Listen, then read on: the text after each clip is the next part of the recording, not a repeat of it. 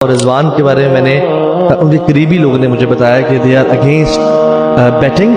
और उनको बहुत ज़्यादा ये पीयर प्रेशर और फोर्स किया जा रहा है, उनको ब्रिटल भी किया जा रहा है एंड लॉबी की जा रही है टू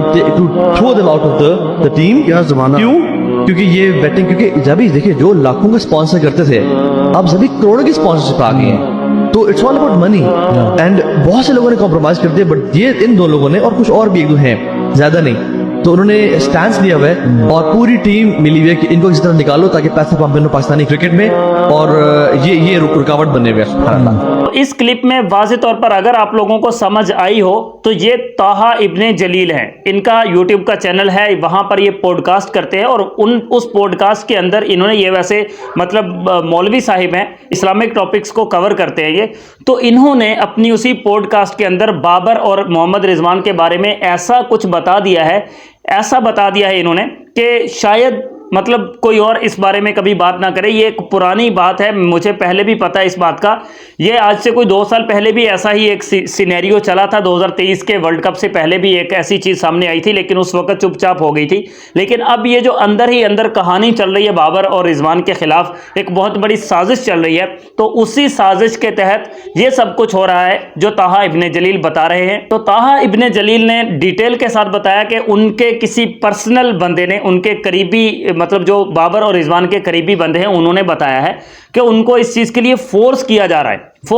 है कि भाई जो बैटिंग की एप्स होती है ना, जहां पर जुआ जिसको कहते हैं, जुआ, ये बैट की एप्स जो होती है, आपको पता है 1x बैट और इस तरह की जो बैटिंग एप्स है, वो बहुत ज़्यादा पैसा बाबर आजम और मोहम्मद रिजवान को देना चाहती हैं कि आप इस चीज़ को हमारे को कमर्शलाइज करो, आप इस चीज़ को हमारे को ऐड दो इसकी। लेकिन बाबर और रिजवान ने कंप्रोमाइज़ किया है कि हम कभी भी किसी भी बैटिंग कंपनी को, किसी बैट लगाने वाली कंपनी को हम कभी भी प्रमोट नहीं करेंगे। ये उन दोनों ने स्टैंस लिया हुआ है और इनके साथ 1-2 और भी हैं, बाबर और रिजवान के अलावा 1-2 और खिलाड़ी भी हैं। बहुत सारे क्रिकेटर्स जो हैं, बहुत सारे प्लेयर्स जो हैं, उनका स्टैंस तो ये था कि हम ऐसा नहीं करेंगे, लेकिन बाद में वो मान गए और वो ऐसी बैटिंग की कंपनीज को, ऐसी बैट लगाने वाली कंपनीज को, जुए वाली कंपनीज को वो प्रमोट कर रहे हैं। लेकिन बाबर और रिजवान अपनी कही हुई बात पर वो पक्के हैं, वो अभी तक टस से मस नहीं हुए। पहले उनको लाखों की ऑफर्स होती थी, अब उनको करोड़ों की ऑफर्स होने लग गई हैं, क्योंकि ऐसी बैटिंग कंपनीज जो हैं वो डे बाय डे प्रमोट होने के बाद वो काफ़ी ज़्यादा पैसा बना रही हैं।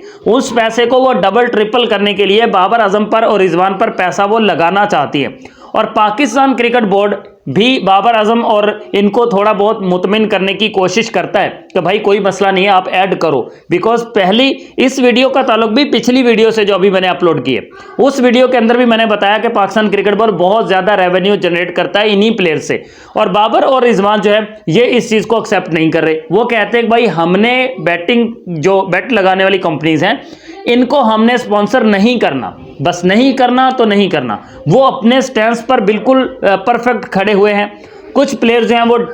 डिसमिस हो गए, वो अपनी उन्होंने मान ली है और वो बैटिंग कंपनीज की जो प्रमोशन है वो कर रहे हैं। बाबर और रिजवान नहीं मान रहे और इसी चीज का सहारा लेकर इनके खिलाफ एक लॉबी बनाई जा रही है, इनके खिलाफ एक ग्रुपिंग हो रही है और टीम के अंदर से कुछ प्लेयर्स पाकिस्तान क्रिकेट बोर्ड के दिमाग में ये बात डाल रहे हैं, बड़े बड़ों को ये बातें बता रहे हैं कि बाबर और रिजवान के इन स्पॉन्सर्स को कबूल ना करने की वजह से, ऐसी बैटिंग कंपनीज को प्रमोट ना करने की वजह से पाकिस्तान क्रिकेट बोर्ड को नुकसान हो रहा है। तो इसलिए इनको टीम से साइड पे कर दो और नए नए स्टार आएंगे पाकिस्तान की टीम में, उन स्टार्स को जो है उनके थ्रू हम ऐसी कंपनीज के साथ एडवर्टाइजमेंट करवाएंगे